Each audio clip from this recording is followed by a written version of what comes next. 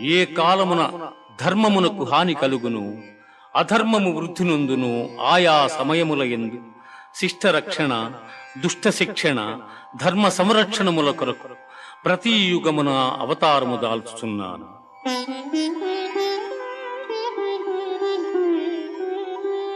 వీతరాగ భయ క్రోధాః మన్మయా మాముపాశ్రితాః బహవో జ్ఞాన తపసా పూతా మద్భావమాగతాః.